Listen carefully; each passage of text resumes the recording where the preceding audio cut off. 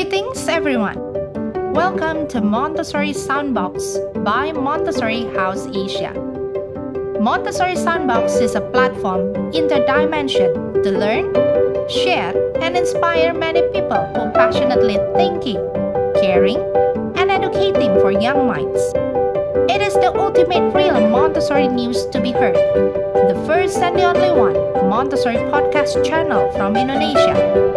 Montessori made simple, Montessori for everyone. With me, Miss Rosa, founder and academic directress of Montessori House Asia. Halo semua, selamat datang di Montessori Soundbox podcast by Montessori House Asia. Bersama saya Miss Rosa dan saya Miss Yosi. Dan hari ini kami akan berbicara mengenai apa yang Miss Yosi di episode keempat ini? The sensitive period. Nah, ini adalah topik favorit ibu-ibu yang banyak memberikan insight. Kenapa anaknya melakukan itu lagi dan itu lagi. Dan juga banyak juga ibu-ibu yang menyadarinya ketika anaknya sudah di penghujung usia 6 tahun dan wah, apakah masih berlaku? Dan banyak beribu-beribu pertanyaan lainnya yang mungkin kita harapkan bisa terjawab di podcast ini. Mari kita berbicara mengenai the sensitive period, tetapi di sini saya ingin membacakan sebuah metamorfosa kupu-kupu yang mana dianalogikan oleh Dr. Maria Montessori dan erat kaitannya dengan sensitive period itu sendiri. Montessori talks about the metamorphosis of a butterfly. When a caterpillar is hatched, it follows nature's course in its development. Following the sunlight, it gradually moves towards the end of the branch, eating the leaves of the plant as much as it can without any other agenda. After a certain time frame, it then starts weaving a cocoon around itself and form a chrysalis. Again, after a measured period of time, when is always consistent, the caterpillar will then emerge from the chrysalis as a butterfly. Di sini saya artikan bahwa metamorfosa atau daur hidup dari kupu-kupu bermula dari sebuah ulat bulu ya, caterpillar ini. Ulat ini yang terus melihat ke arah pancaran sinar matahari dan mencari daun-daun untuk dimakan, dan dia tidak punya tujuan yang lain. Tujuannya hanya makan daun. Sampai di satu ketika, di satu saat, akhirnya ulat itu menjadi sangat gemuk pastinya. Seperti apa cerita The Very Hungry Caterpillar ya.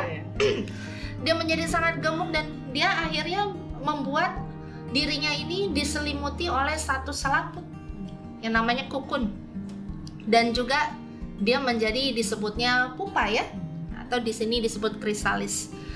Lalu tertidurlah dia untuk beberapa waktu yang lama sampai akhirnya di satu waktu si ulat bulu ini akhirnya berubah menjadi kupu-kupu yang sangat cantik. Tetapi juga adalah sebuah cerita bahwa dua buah kepompong, yang satu secara alami melahirkan kupu-kupu, yang satu disayat dibantu kelahiran kupu-kupu itu. Dan ketika kupu-kupu yang disayat kepompongnya dia mulai keluar, dia terjatuh dan dia mati akhirnya ya. Jadi di sini bisa rasanya kita belajar sesuatu mengenai waktu, mengenai pertumbuhan, perkembangan anak-anak yang dianalogikan oleh Dr. Maria Montessori yang erat kaitannya dengan sensitive period. Mungkin Miss Yosi bisa bercerita mengenai hal ini. Filosofi tadi, metamorfosa tadi menceritakan bagaimana anak-anak dalam satu masa mengalami masa sensitif, dan masa sensitifnya itu berbeda-beda. Dan metamorfosa tadi menceritakan bahwa sesungguhnya setiap anak itu berprogres pada waktunya masing-masing. Jadi ada tahapan-tahapan yang memang mereka harus lalui. Tetapi setiap tahap yang mereka lalui ini akan menghantarkan mereka ke depan, bukan mundur ke belakang. Bukan mundur ke Seperti belakang itu. ya. Iya. Jadi ini satu hal yang perlu kita percayai. Setiap anak akan majunya ke depan, tidak mundur ke belakang. Kalau sampai mundur ke belakang mungkin kita yang salah ya Miss Yosi Betul. ya. Ada sesuatu di lingkungan yang perlu dibereskan, diperbaiki. Apakah kita, apakah the prepared Material. environment-nya, apakah the key komponennya, apakah hal yang lainnya, itu yang perlu kita observasi lebih lanjut. Mengenai periode sensitif adalah sebuah periode, sebuah waktu yang mana juga dianugerahi oleh alam kepada anak ini untuk belajar sesuatu secara spesifik dengan cara yang sangat mudah. Apalagi di episode sebelumnya kita berbicara mengenai the absorbent mind. Kalau Anda sudah mendengarkan, nah di sanalah Anda akan menemukan sebetulnya ada kaitannya dengan the sensitive period ini sendiri. Di sini saya akan membukakan ada 6 periode sensitif yang mana anak-anak ini akan sangat terpaku akan satu perihal ya Miss Yosi. Betul. Makanya kenapa itu lagi mainnya, itu lagi yang dicari. Dan semoga bisa menjawab pertanyaan ibu-ibu di rumah ataupun teman-teman satu profesi sebagai guru dan pendidik, kenapa anaknya berkutat dengan hal yang sama untuk satu periode yang bisa jadi cukup panjang ya Miss Yosi ya. 1 bulan mungkin ada 3 bulan juga 3 bulan ada, bahkan bisa sampai tahunan nih Miss Betul. Yosi. Ya, yang pertama sensitivitas terhadap order. Nah, boleh dicatat sensitivitas terhadap order ini berlaku di 0 sampai 2 tahun. Boleh cerita sedikit Miss Yosi mengenai sensitivitas terhadap order? Sensitivitas terhadap order itu satu masa di mana anak-anak sangat perlu aturan.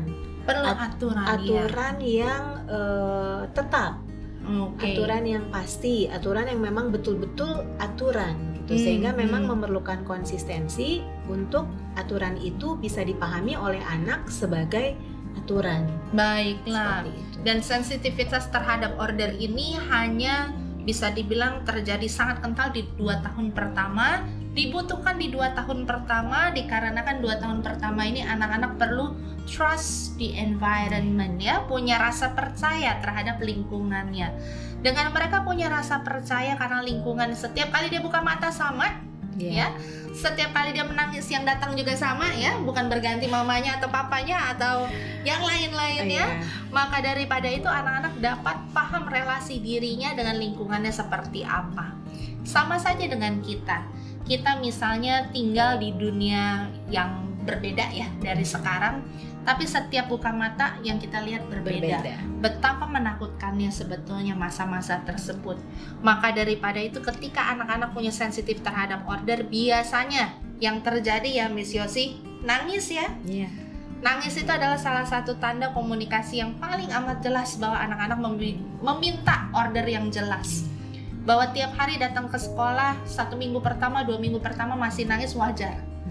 Tetapi nantinya anak-anak ini bisa punya satu ingatan, oh iya, tiap hari datang ke tempat yang sama. Lama-lama sudah tidak menangis karena sudah tahu apa yang akan mereka temui dan sudah bisa mengantisipasi pada akhirnya. Nah, itulah order yang harus terbentuk. Kalau anak-anak ini tidak mendapati sensitivitas terhadap order ini tidak dipenuhi, kira-kira apa yang akan terjadi Miss Yosi? Anak-anak tidak akan mendengarkan ya. Susah ya dengerin kita ya. Tidak akan mendengarkan, kemudian akan menjadi anak yang rebel ya. Iya, betul sekali. Anak-anak yang cranky, anak-anak yang hiperaktif. Betul sekali. Ya bergerak tetapi tidak ada aturannya ya. jadinya di situ.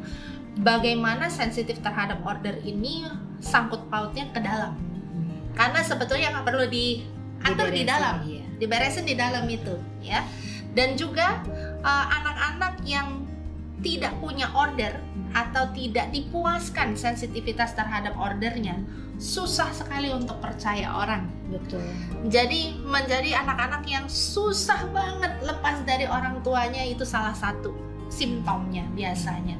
Separation anxiety yang tinggi selain dari orang tua yang juga mungkin kurang percaya sama lingkungan, dan juga anak-anak ini kerap menjadi kerdil karena mereka nggak tahu apa yang akan terjadi nantinya. Susah untuk mereka untuk membayangkan. Nah, maka daripada itu, apabila kita punya anak 2 tahun pertama, dianjurkan untuk tidak berganti rumah, tidak berganti neni kalau bisa, ya, tidak berganti pasangan.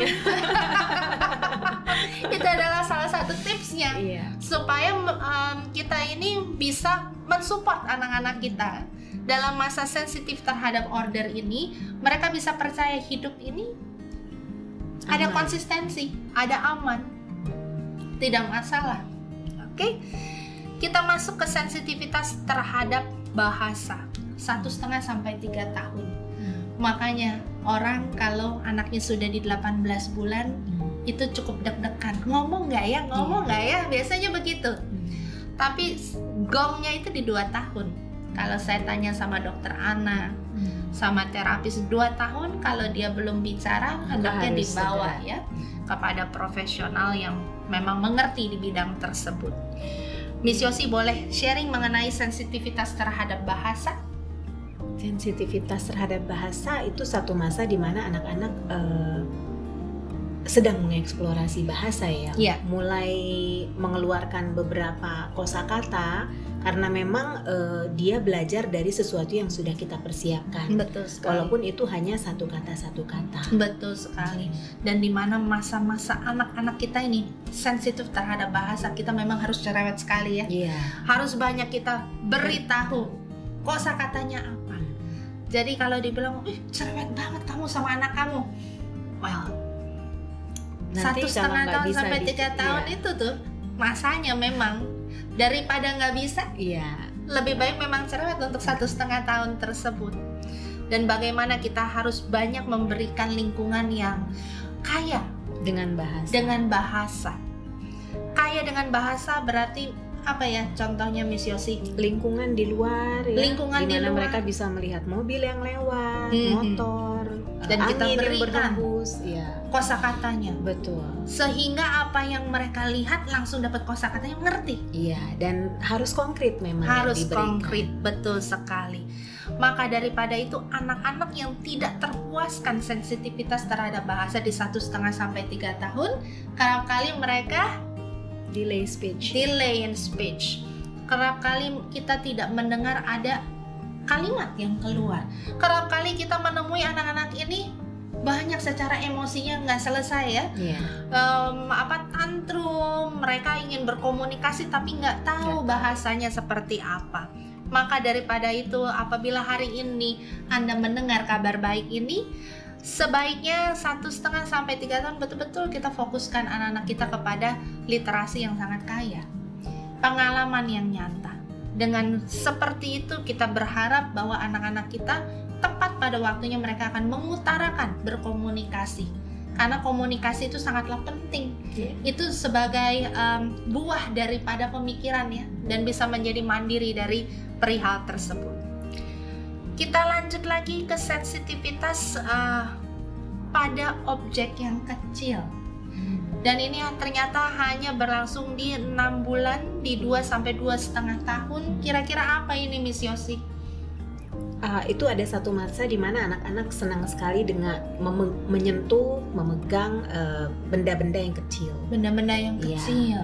Mungkin kita tidak tahu ya, mungkin anak itu ingin terpuaskan taktilnya, sehingga senang memegang, kadang-kadang juga menyobek, menghancurkan gitu loh, meremas. Tetapi memang itu yang kecil-kecil. Oh, baiklah.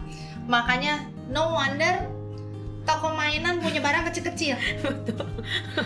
Ya semuanya jadi kecil-kecil. Seperti apa itu ya? Seperti mainan kereta-keretaan yang kecil-kecil, mainan mengenai rumah yang kecil-kecil, semuanya yang tangan anak pas banget di situ. Dengan benda yang kecil ini sebetulnya memuaskan detail dan seni observasi ya Miss Yosi ya. Yang mana kalau misalnya tidak terpuaskan sekarang, nanti ketika mereka harus menjadi orang yang detail dalam kehidupannya itu bisa miss. Makanya kenapa ada orang yang betul-betul nggak detail. Ya, tanya apapun dia udah percaya aja, padahal mungkin akan terjebak oleh masalah apabila tidak peduli akan kedetailan tersebut. Nah, sensitivitas yang lainnya adalah sensitivitas terhadap gerakan. Nah, ini bisa menjawab mama-mama yang anaknya kok nggak bisa duduk diam ya, aktif sekali, loncat terus atau berlari terus, dan ternyata kabar baiknya ini berlaku dari 2-4 tahun. Jadi apa yang terjadi di sini bahwa anak-anak ini perlu dipuaskan dalam hal bergerak. Kenapa hal ini perlu menjadi perhatian kita, Miss Yosi? Karena dengan bergerak anak belajar untuk menyeimbangkan diri mereka sendiri ya dengan gerakan-gerakan yang mereka lakukan. Selain itu juga akan menolong mereka untuk apa ya?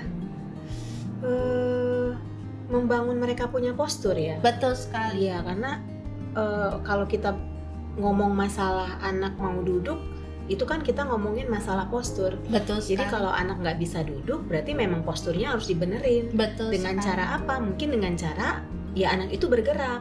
Tetapi bagaimana gerakan-gerakan itu adalah gerakan-gerakan yang bertujuan, nah itu mungkin yang perlu kita jembatani. Betul sekali.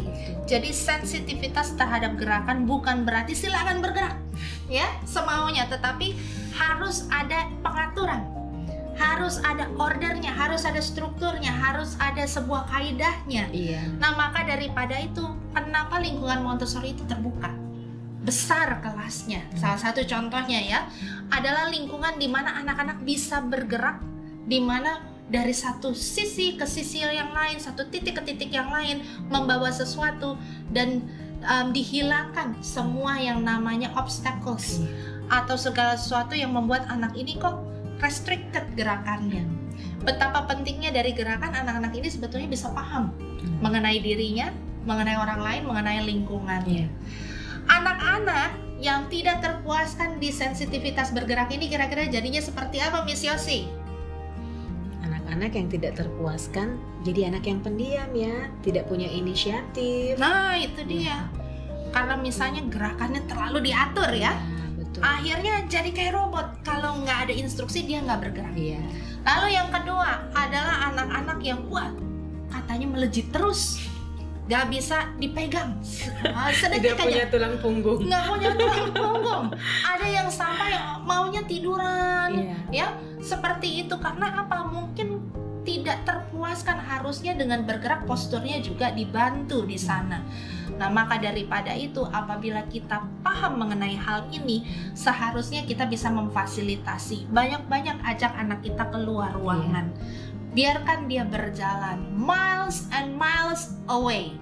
Memang kitanya pasti capek ya. Iya, betul. Tapi bukankah itu sebuah olahraga juga? Iya.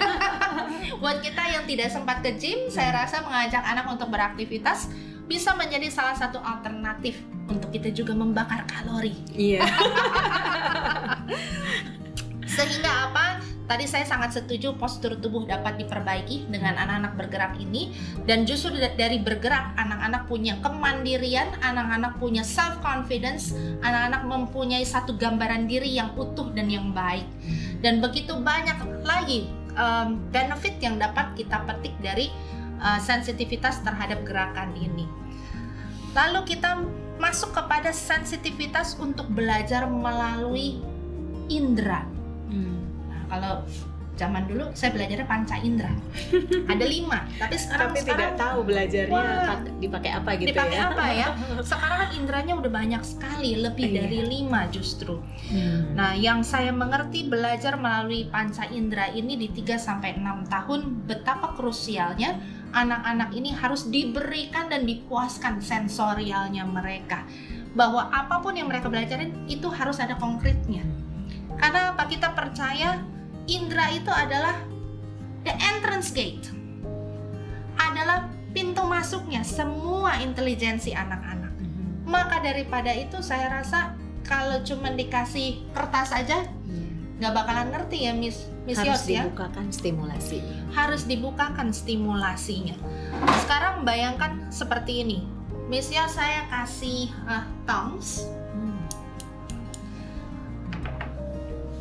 dipegang bisa, dilihat bisa, terus pas di satu kan ada bunyinya, ya. Ini belajar melalui panca indera. Tapi kalau saya kasih kartu, bentuknya adalah pencapit seperti ini. Hanya visual Hanya saja. visual. Mungkin tactile sedikit, tetapi tidak Tidak beberapa ada, anak tidak sensitif dan terlalu tidak ada halus. pengalamannya. Bahkan kalau misalnya Miss Yosi tidak pernah melihat memegang hal ini, Mungkin tidak tahu juga cara. nggak tahu juga sebetulnya apa sih itu yang ada di gambar. Maka daripada itu sebetulnya yang ingin saya tekankan di sini adalah pengalaman. Melalui stimulasi datang kepada indera kita mengalami, dan pengalaman itu yang tidak dapat digantikan dengan apapun juga. Kalau anak-anak mengalami dengan tangannya, dengan matanya, dengan kupingnya, maka apa yang akan terjadi? Anak itu paham. Mereka harus paham apa yang mereka kerjakan, supaya apa mereka tahu tujuannya apa. Janganlah kita lagi tidak membuat anak kita paham. Pokoknya mama bilang begitu, ya lakukan. Tidak paham dia. Lain kali dia tidak mau lakukan kecuali mama suruh. Pada akhirnya demikian, ya.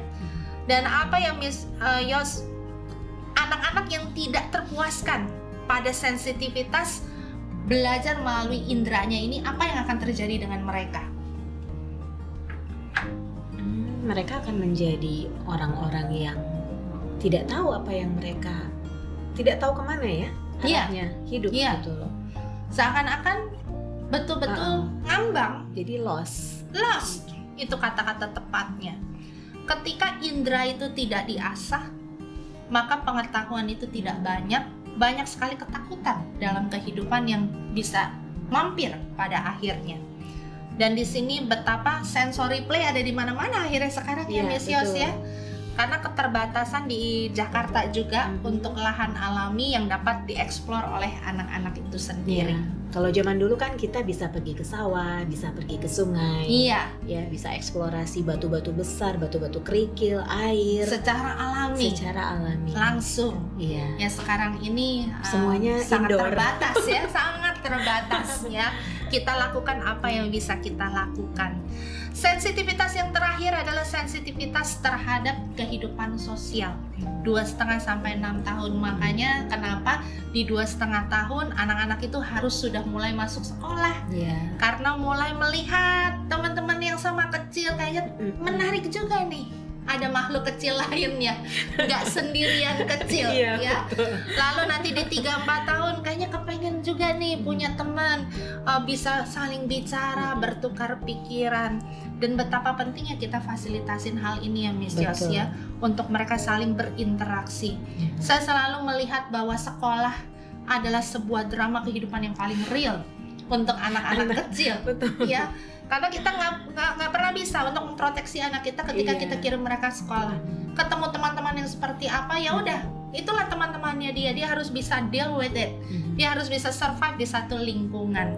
Kira-kira apa yang akan terjadi Miss Yos kalau di 2,5 sampai 6 tahun ini kita nggak biarin anak kita berinteraksi? Mereka akan menjadi anak yang tinggal di dalam cangkangnya sendiri ya. Dengan dunianya sendiri, ya. Sendiri. Antisosial jangan-jangan nih. Betul. Jadi tidak tahu bahwa di luar lingkungan mereka tinggal itu ada kehidupan lain. Kehidupan yang lain. Jadi hanya berpaku pada pemikirannya sendiri. Kesian ya. Nah, bahwa kita ini makhluk sosial. Kita tidak bisa hidup sendiri. Kita membutuhkan bantuan orang lain. Betul. Dan yang paling membunuh adalah kesepian. Ya. Kalau kita di beberapa tahun yang lalu kayaknya banyak orang bunuh diri. Di negara mana ya? Jepang kalau nggak salah. Korea juga. Karena apa? It's the loneliness. Kita paling nggak bisa tahan sebetulnya sendirian. Makanya kita sebagai makhluk sosial, kita juga harus bisa paham anak kita juga makhluk sosial. Butuh juga berteman, jadi harus kita fasilitasin. Kalaupun misalnya belum ada minat untuk menyekolahkan anak, mungkin bisa mampir ke Sunnyglow Montessori Play School ya, sebagai salah satu alternatif pilihan juga. Sambil menunggu kematangan keputusan kita sebagai orang dewasa. Betul. Sedikit iklan ya Miss Yos, ya. Oke, kita kita sum up aja Miss Yos, dari penjelasan yang sudah diberikan, dari pengalaman dan pengetahuan yang saya dan Miss Yosi punya, kita mengerti sekarang bahwa sensitive period ini jika dimengerti oleh kita, orang tua dan orang dewasa, akan menjadi clue atau sebagai satu sinyal untuk membantu perkembangan anak dalam kehidupan awalnya mereka. Jadi kita ngerti kenapa mereka lagi suka-sukanya lari. Bahwa kemudahan yang alam berikan secara luar biasa ini akan mengangkat anak-anak kita menjadi pribadi dengan potensi yang maksimal. Karena apa? Ada absorbent mind. Jadi jangan kita mengecilkan anak-anak kita, mereka bisa kok untuk melakukan ini semua. Maka Sobat Montessori, semoga penjelasan mengenai the sensitive period pada episode keberapa ini? Keempat ya, menjadi sebuah langkah awal untuk kita bisa mengerti dan mengaplikasikan metode Montessori dimanapun Anda berada. Dan saya yakin bahwa ketika kita bisa dengan tulus memahami anak-anak kita akan memetik satu hasil yang luar biasa yang uang tidak bisa beli ya di situ ya. Salah satu tips lainnya adalah mesti ikhlas. Karena sensitive period ini memang cepat sekali berlalunya. Bukan berarti nggak bisa dibantu, bisa dibantu, namun setelah 6 tahun ya udah selesai. Maka daripada itu jangan sia-siakan waktu yang ada yang Tuhan berikan untuk kita bantu anak-anak kita. Salam Montessori, Tuhan memberkati, semangat selalu, ketemu lagi di episode berikutnya. Bye! Sampai jumpa. Halo semua, terima kasih sudah menjadikan Montessori Soundbox sebagai Sobat Montessori dalam perjalanan kehidupan Anda. Jangan lupa like, komen, subscribe, dan nyalakan lonceng notifikasinya. Siapa tahu Anda beruntung mendapatkan giveaway dari Montessori House Asia. Apabila Anda memiliki pertanyaan, Anda dapat menuliskan di kolom komentar di bawah.